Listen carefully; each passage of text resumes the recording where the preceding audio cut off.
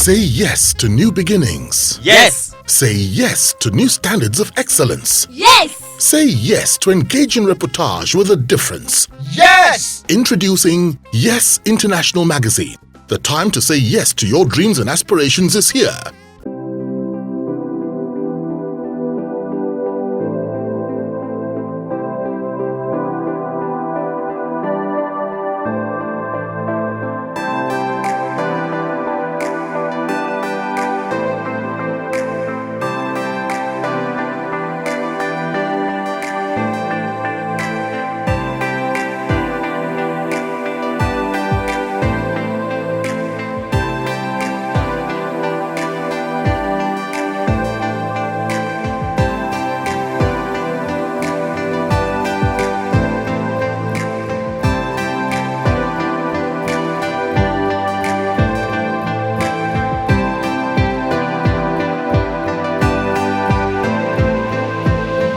Our guest tonight is Mr. Babatunde John Kwame Ogala, SAN, that's Senior Advocate of Nigeria. Mr. Ogala was born on July 15, 1961. He attended Holy Cross School and St. George's College, both in Lagos. That was for his primary and secondary education. He proceeded to the University of Jos afterwards, where he read law and was called to the bar in 1986. He is the principal counsel at Babatunde, Ogala and Co., which started in 1995. He is happily married to the love of his life, Justice Oyindamola Ogala, and the union is blessed with children. A former member of the Lagos State House of Assembly and also the former National Legal Advisor, APC, All Progressive Congress. Friends, guests, well-wishers, followers, please join me as I welcome Mr. Babatunde John Kwame Ogala, SAN. Good evening, sir. Good evening. It's my pleasure to be with you. Thank you so much, sir. So nice to have you join us tonight. Yeah. Now, my first question is, what makes a good lawyer? What makes a good lawyer? Yes. For me, is a subjective question. But I know to excel in law, in the practice of law, takes a lot of hard work. It means work, and more work. Wow. To be a good lawyer, you need to be abreast of the law. You need to do a lot of reading. And in reading, you read everything, because a lawyer is a problem solver. And all facets of our lives are regulated by laws. Even the scriptures are laws regulating our day-to-day lives. You need to work, to read hard. You need to have a very good command of the language of communicating in law. And as of today, it is English language. You must, of course, have a very well-stocked library. You must be very well comported. Know the rules of procedure. And above all, work, and more hard work. I love that. I love it. Now, why do most lawyers fail?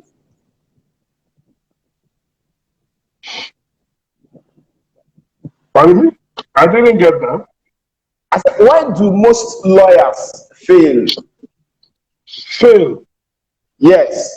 Did you say most lawyers fail? Yes. I don't agree with that. I don't agree that most lawyers fail.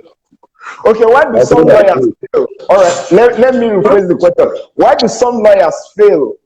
I cannot tell you why any lawyer will fail. I can only tell you what will make a lawyer successful. Please And go ahead and tell us. that I have enumerated.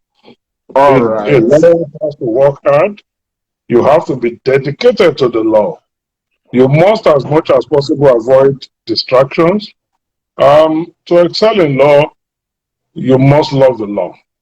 You must do that. You All must let right. the law love you. Interesting. So, what do you like most about being a lawyer? I'll tell you, my pride as a lawyer, like I said, is that the lawyer is a problem solver. The Okay. lawyer actualizes your dreams.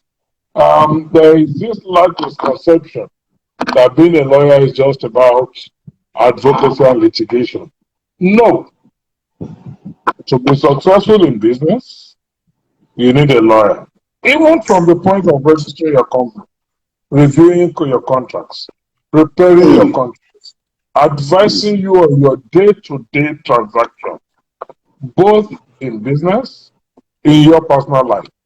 In Nigeria today, we are still, if you permit me to use the word, under-lawyered.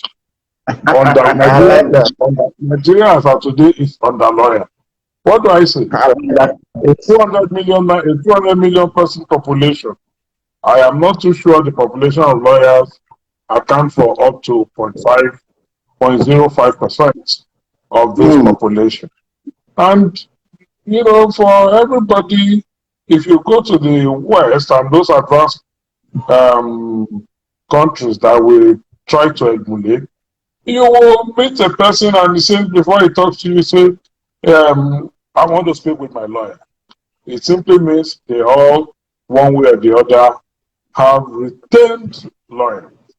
If a man goes into a economy, he runs foul of the law, he says, I want to speak with my lawyer. And whether you like it or not, whether others believe or not, whether they agree with it or not, law is one profession that even the Constitution of the Federal Republic of Nigeria, which is our ground law, gives a pride of place. It is, even though the Constitution itself is law, our ground norm, but if you see even in the appointments of ministers, those who administer your country, who administer your states, it says you must have a position in your government called that of the Commissioner for Justice and Attorney General. These are constitutional provisions. It's the only profession that the Constitution provides for. And it says the holder of that office must be a legal practitioner. So, need I say more? That the law is just the first amongst all others. I like that. I like that. So, what don't you like about being a lawyer? Absolutely nothing. Absolutely nothing. You can't be at the very top and need to be at the top. All right. What is the greatest thing that being a lawyer has done for you? The best thing that I would say being a lawyer is that as a lawyer in the society, you cannot be ignored. In arguments, in domestic matters, in social gatherings, wherever it is, you cannot be ignored. I'll give you an example. You are in a discussion with people, and for one reason or the other, once you start making your point, marshalling your points, the next thing you hear people say, well, you cannot defeat a lawyer. So what does that say? They recognize that you are just a step above all others. So even the society gives you that respect, the society respects and appreciates your being well and above every other profession. And the society recognizes the fact that you, that profession to which I proudly belong, regulates their lives. All right. What has law not done for you? What has it not done for me? Yes. Nothing. The law has been. I mean, you see, as well, law is the only thing I know. It's the only thing I've done. When I qualified as a lawyer, and all my life I've just walked around the law. I started out in practice.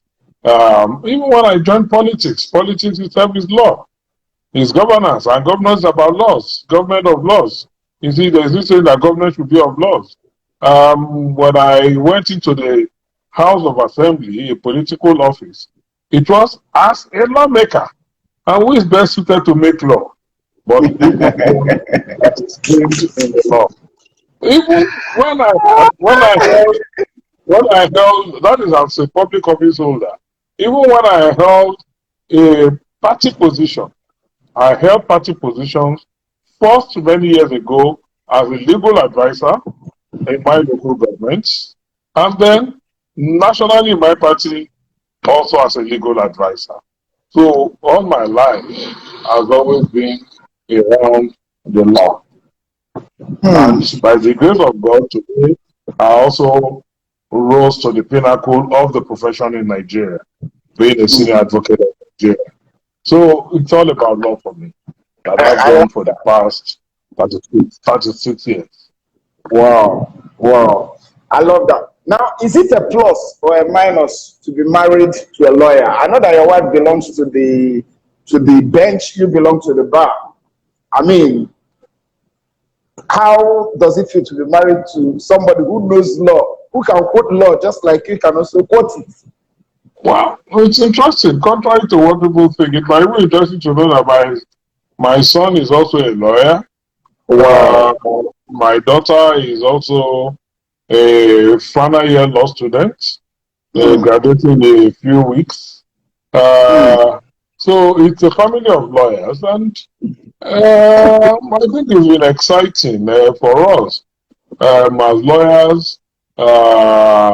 It makes life easy for each and every one of us. You have a naughty legal issue to tackle.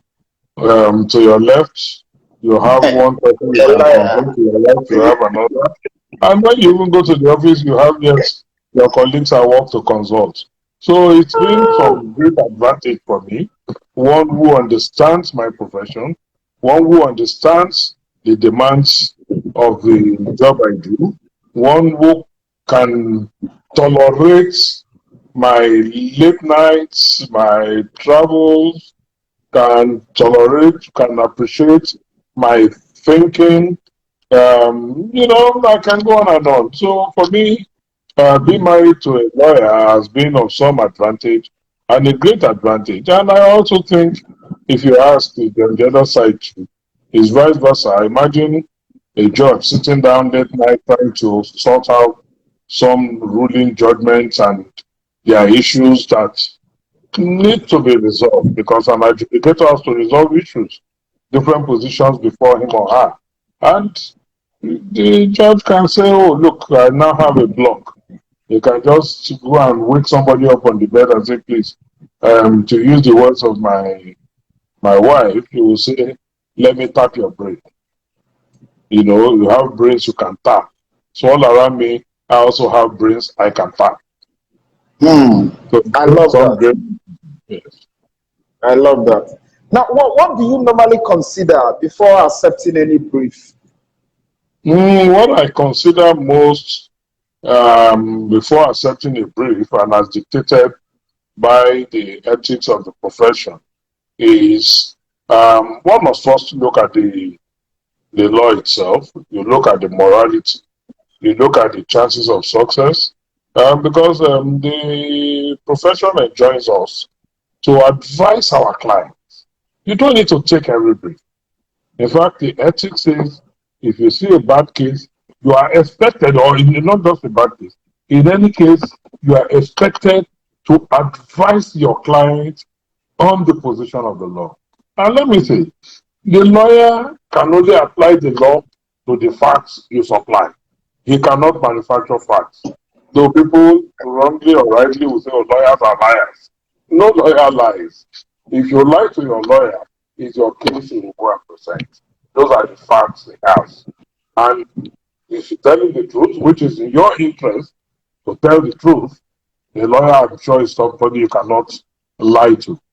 So, so for me to take a case, it depends on a lot of factors. Of course, I must also remind us that the law is business. So the law is business. It's not a charity. Even though we do a lot of sort of charity work that we call pro bono cases. Those are cases that you just do for free, and mostly for indigent members of the society and sometimes the states. I do quite a few of that. So those are considerations you must put. Of course, the client that also comes, like I said, is a business. I'm running a business. I pay taxes on my income. Then you must also consider the ability to perfect your brief. Hmm. Now, what brief must a lawyer not accept? Like noted, there are quite a few, and it also depends on individual circumstances. I know colleagues who may not accept cases of robbery. I know colleagues who will tell you for one reason or the other they won't accept divorce. I know those who will say they won't accept cases, but it depends on individuals. But by and large, your obligation is to state the law as it is. A lawyer is first and foremost in court an officer of the courts. You are an officer of the court and not officer of your clients. So your duty is to the court to state the law as it is and state your client's case before the courts and apply the law to it. Wow. Now, what is the costless mistake that any lawyer can make? Yeah, I think the costless mistake any lawyer can make is look at a few. One is to go and get personally and emotionally involved in a matter. A lawyer must, distinguish his personal interest from the interest that he serves in a matter alongside the temple of justice. So that will be a big error. Another error you could make is not to be a master of your case. You must be a master of any brief you take. If you take a brief, you have a duty to give it the best. But but by and large, I will say the costliest mistake is not to be on top of your case, not to be the master of your case. Wow. So how do you feel anytime you lose a case? How do I say? Yes. Well, we've lost so many, we've also won so many, but we are not the victors. The clients are the one who win or lose cases. We don't win, we don't lose. We only present your case to the best of our ability based on the facts you have provided us. So I don't consider myself as losing a case or winning a case. It's my clients that win and lose cases. And so when we go to court and the case is decided against my client, so I won't use the word lose, it's decided against my client. If I think there are issues that could still be explored, we'll go to the higher courts to still test it. And when the higher courts or the highest court of the land pronounce and give decisions, we abide, no hard feelings, and we'll move on. Like one of my colleagues used to say, he says, a lawyer is like a taxi driver. You drop one passenger, you pick another. No emotional attachments, no personal attachments. You just go do the work. It's like a doctor. A doctor has no personal interest. And that is why even the ethics of our profession forbids us from taking matters in which we have personal interests. So because your emotions, you may not be able to manage emotions in such matters. Interesting.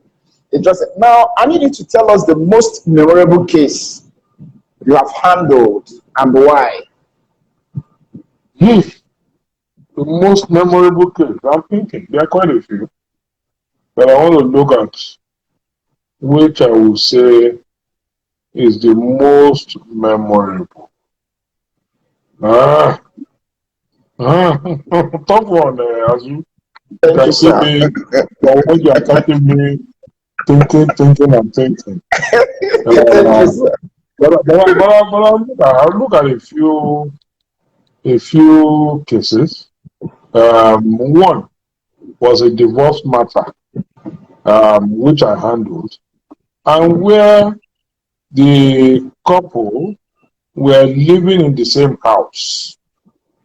And, in divorce, they say separation, that they must be separated for a certain period of time as a ground for divorce. And I was able to convince the court that despite living together, they were constructively separated. At the point we filed the matter and lived together, they lived in the same house, but we were able to convince the court that they were constructively separated because they were just at best non-speaking flatmates or housemates who were not talking to each other. So that was quite, for me, memorable. All right. Yeah, I will take that as my the All most right. memorable one.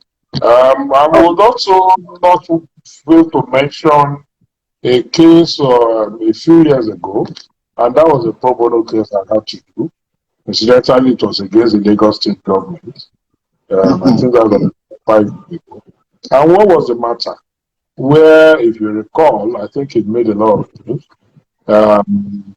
The task force reportedly did a raid on nightclubs at night and picked up people. And we, on behalf of the 4 people who were arrested and transported to Black Maria and detained, we went to court on their behalf, and we were able to convince the court that there was an infringement on their fundamental rights to dignity of their persons, their freedom of movement and assembly, and we succeeded. That was for me a memorable case because of my position being a past member of the House, my position in politics in Lagos State, and having to bring a suit against Lagos State. Mm, I like that. I like it. Now, the interest in law, what triggered it? What ignited that interest to want to become a lawyer? Azu, difficult question. People have asked me this question, and I will be sincere with you. I can't place a finger on it. I tend to answer that question by saying the law found me. The law found me. The law came for me. Yes. Why do I say that? Right from maybe from my childhood, I've always been one that is a little bit agitative. Sometimes they say argumentative. Sometimes they say I probe. Sometimes they say I resist. And it was just a natural thing. Because when I was going to seek admission into the university, I had very, very limited choices. Law first, I think then we used to have 3 choices. Also, I think law was my first and second, and mass communication was my third choice. And there I was, took my jam, and the law took me. So I thought, I say that because I cannot, people will say, oh, because my father was a lawyer, my father was not. I hardly had within my lawyers within the family. I had nobody that I looked up to want to be a lawyer. Just a decision that just came naturally. That's why I said the law just found me, and I All went, right. and I answered the call of the law, just like some answer altar call. I answered the call of the law. All right. If you had not opted for law, what or which other profession would you have gladly gone into? Mass communication. I would have been communicating and advocating. That would have been the. It was. I mean, yeah, that was going to be the only thing because I've always been interested in the media. At some point, I also veered into the media as legal advisor of the Guardian back then in the late 80s, early 90s, up to 1994. And, when I was in the Guardian, which was also a media environment, and before I knew it, I also got consumed. I started writing columns. I started writing the Guardian Law Reports, the law pages of the Guardian. I wrote for African Guardian. And because of also the honor of the newsroom and my friends in the newsroom, the likes of Indu Kairabo, Gbenga Motors, Taiwo Bay, Emeka Izeze, Larry Lawrence, and Ogwese, and the rest of them in the Guardian newsroom. Of course, I always gravitated towards them. Absolutely, you won't believe it. I also started writing about general interest, up to the point of writing about Harriet Lawrence, I remember, made me start writing. It was Harriet or Taiwo that made me start writing about food and restaurants. And whenever, yeah. So that's why I said I was almost like on the supplement, yes, And so I had a column where I was contributing to the food, I can't remember what they call it in the Guardian then, the food page, both the Guardian Express and the Guardian itself. I also wrote for Lagos Life. I write about taxes. I became a reporter with no boundaries. I had no desk, but I was writing for all desks. Political commentary. Yeah, I became a roving reporter. But again, that was the honor of the environment. So, and it's something that if I had not done law, like I said, it would have been mass com. So I just towards it. All right. The journey so far, how would you sum it up? We just thank God. We just thank God. It's been a fruitful journey. The dream of every lawyer is to get to the pinnacle. And what is the pinnacle for a lawyer, at least in Nigeria, is to be a senior advocate. And who is a senior advocate is one who has excelled in the practice of law, has contributed to the development of law. It's very stringent conditions to be a senior advocate. And if the privileges committee and the profession has found me worthy to be in that exclusive class of less than 700 till dates, dead and alive, senior advocates out of about 100,000 lawyers that have been produced in Nigeria. What more can one thank God for? So I must thank God, I must thank the profession, I must thank the law for finding me worthy of being elevated to that esteemed rank of senior advocate of Nigeria. Oh, wow. Now, you also went to, at some point, you went to the Lagos State House of Assembly. What triggered your interest in politics? That is an interesting one. You know, prior to 1992, other than doing a little bit of activism here and there, when the June 12th crisis of 1993, I naturally found myself amongst in the pro-democracy struggle. From speaking, from writing, from joining bodies, Democratic Vanguard, Nadeco, from my interaction with persons and what have you, I got involved. And the struggle went on for about up to 1999, about 7 years. And there came a point where the then military administration decided that we believed we had conquered the military. And to rang the bell to say, okay, now we want to return to democratic rule. For those of us who were in activism, we said, okay, fine, we had won. But some person said to some of us, now look, you have fought for democracy. If you do not get involved, those who do not appreciate the struggle will take over and you will be back to square one. So for those of you who can cherish democracy, who can value the struggle to achieve democracy, you cannot but get involved. And it made sense to me. I looked around me, many of those I was involved in the struggle with, some got involved, many sit down look and what it is. And so I just gravitated and said, okay, all it is what, let us go there and see what it is like. Behold, I got involved. As I got involved, I started getting sucked in. And I said to myself, if good people stay away, who then do we expect to make things happen? If wise men stay away, foolish men will make foolish laws that you, the wise, must obey. And with all sense of modesty, I considered myself a wise man. And I resolved that as a wise man, we should also get involved. And that was the starting point. And contrary to what people say, politics is dead. Yes, it may be dead. Business is dead. A lot of things we do are dead. But if you say it is dead, and those who can clean it up stay away, it can only but get dirtier.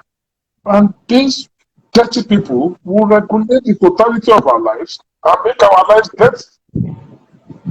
So we that believe we have some things to offer ought to get involved. We that believe we have some education. It's not strange when I hear things like it is these low class people that, yes, they are the ones that will go out to vote if we the elite stay away. But I know that if good people stay away, others, they can attract some other good persons. Like there's this motto that in ICANN, Institute of Chartered Accountants of Nigeria, which is, if you can, I can. So if I can be in politics, as you can. And the more of us that go in there, we can only but change the orientation. It does not matter how long, just do your little bit. I, on my part, I've tried to do my little bit. I remember when I first got involved, I know a crop of young people that I took up to mentor. And to the glory of God, they all moved away from just being political rascals and decided to go to school. And they are all better for it today. And are still in politics, including now holding public offices. So that was a big motivation for me. Let us go there and make the change. It is a gradual process. It may be resisted, but just do your little bit. Today, I'll tell you my politics. You need not like me. You love me, you hate me, but you will not ignore me. All right. I think it's some progress. If it's one man, you can. If it's two, if it's three, that you can. You know what I mean? We our politics today, they talk about somebody who they say have made leaders. He's made leaders, he's made vice presidents, he knows how to discover talents, he's made governors. That is the way it should be. So we too should be able to also make such persons. We should be able to bring an Azu in and say, look, Azu, look, you have something to offer. Go and run in the House of Assembly. Be a local government chairman. Come and be discussed. And that's the way it grows. So we now grow the field to produce more good people, quality representation, quality management of our affairs. We can say the things we say today. Look, today we criticize the government. And it's healthy for everybody. Because we have created also awareness. And it is healthy. Criticism is very, very healthy. If we had all folded our hands, like it was under some administration, Or in some other countries where you get somebody being the ruler for 40, 30 years. You know. So it's only we must continuously bring in good people, and we must continue to criticize constructively, challenge, and put our rulers and our leaders on their toes. Interesting.